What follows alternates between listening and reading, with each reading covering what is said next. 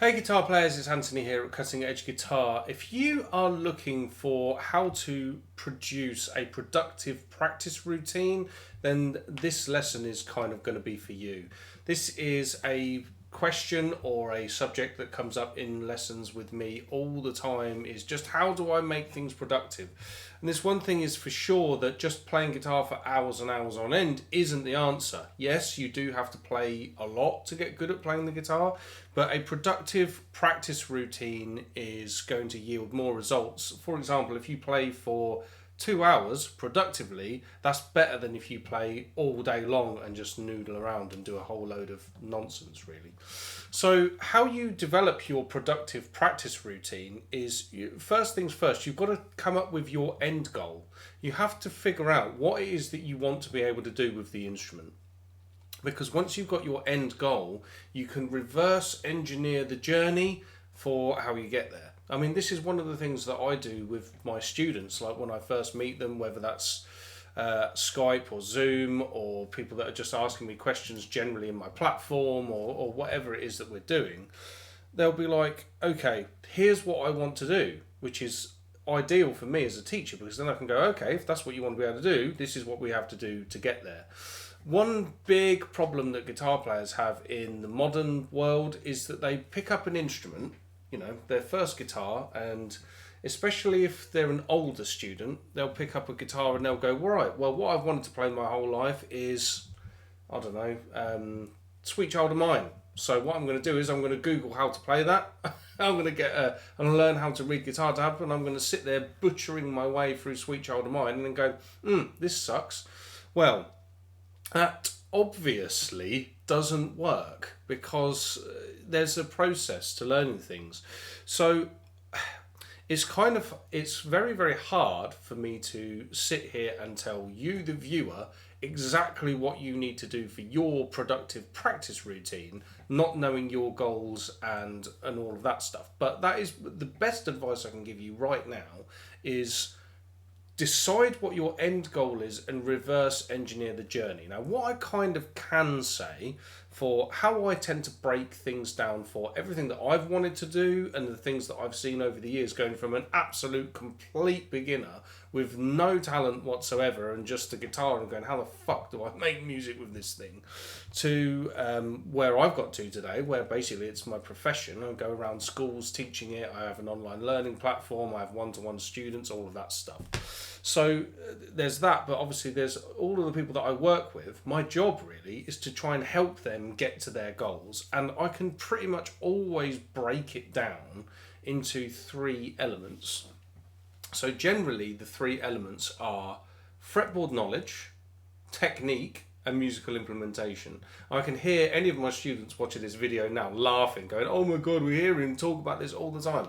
Well, I talk about it all the time because that's generally how it is, So let's say I'm going to pick something. I mean, I like fairly technical music and all that sort of stuff, but let's say if you want to play good guitar solos, or good guitar solos, that's such a difficult thing to quantify, isn't it? But like ripping rock guitar solos, let's say that's what we're going to call a good guitar solo.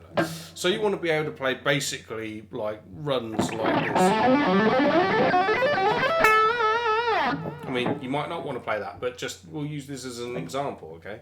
For me to be able to do that, one of the things that I've got to be able to do is see where I'm going first. So I'm imagining right now that I'm playing over some sort of hard rock riff here over an A chord, probably a C chord, G, A, something like that.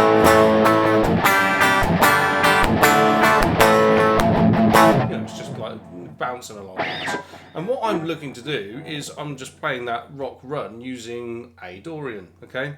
So before I can even start looking at the technique or ripping through that or doing whatever it is that I'm going to do, I've got to know where the notes of A Dorian are. So you build that up with knowing where the root notes are, and then learning like the scales that you can fit around it. So anywhere that I put my hand on the guitar, like I started my run here, when I'm in this position, the first thing I want to be able to do is go, where are the root notes? That's where they are. Then where are the notes of the actual scale based around that area? So I can play them like this.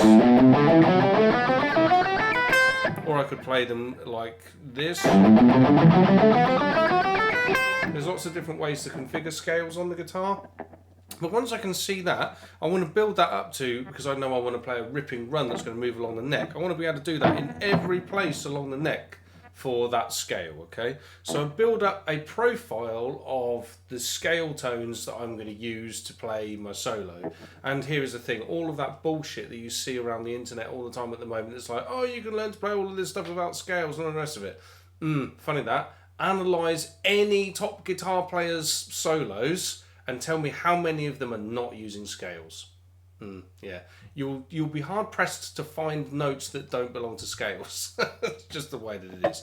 Anyway, so once I know that stuff along the fretboard, the next thing I need to be able to do is kind of stick it all together in terms of technique, and that means doing things like exercises. You know, it's like if you want to build speed, basic string crossing exercises like this. They're great. And then, of course, the musical implementation is, well, I want to turn it into a lick. So I've finished my run. So I've hit my root note and I've hit some wide vibrato. But you might want to do a bend or something. But whatever you want to do with them sorts of things, the exit points, that's going to be how you dress it up. And then, of course, I'm talking about musical interpretation and implementation as I'm going to make these hard rock licks or whatever. But if you want to play blues, what you do is you listen to lots of other blues guitar players and you go, right, what are the sounds that I like? How do I do them? Learn some licks, learn some vocabulary, learn vocabulary in different parts of the neck, learn runs or whatever it is. Then you start getting your backing tracks and you start playing them over backing tracks and implementing yourself. You have to accept that it's going to take time, because it really is. It's going to take a long time to build these things up. But if you work on it and just work on it and chip away and chip away and chip away, that's how you get to it. But your productive practice routine comes from looking at those things. Okay, like for example, I've just done my 3 buckets, haven't I? Of fretboard knowledge, technique, musical implementation. But then you go, right, I've got 3 elements that I want to work on. Inside those 3 elements, here's a bunch of exercises. How much time have I got? Do I want to work on these things for an hour a day? Okay, do 20 minutes on each. Do I want to work on these things for 3 hours a day? Do an hour on each. Do I only have half an hour's time to play the guitar? Do 10 minutes on each. Do I have 15 minutes in my lunch break? Okay, do 5 minutes on each. You know, it's just divide up your time like that. Use something like a metronome. Like, you know, there's so many things out there, like, you know, YouTube lessons and things like this now. Or if you want even more help of how you can do all of that stuff, there's things like Cutting Edge Guitar, my online platform, where you can get live lessons with me. I've made shed loads of content for you to work through. Things like my books, they're in digital format there, so go and check all of that stuff out. There's plenty of help out there for you these days, guys. Okay, that's it for this lesson. Thanks ever so much for watching. Give this a like and do subscribe to the channel so you see the next one when I do it. Cheers.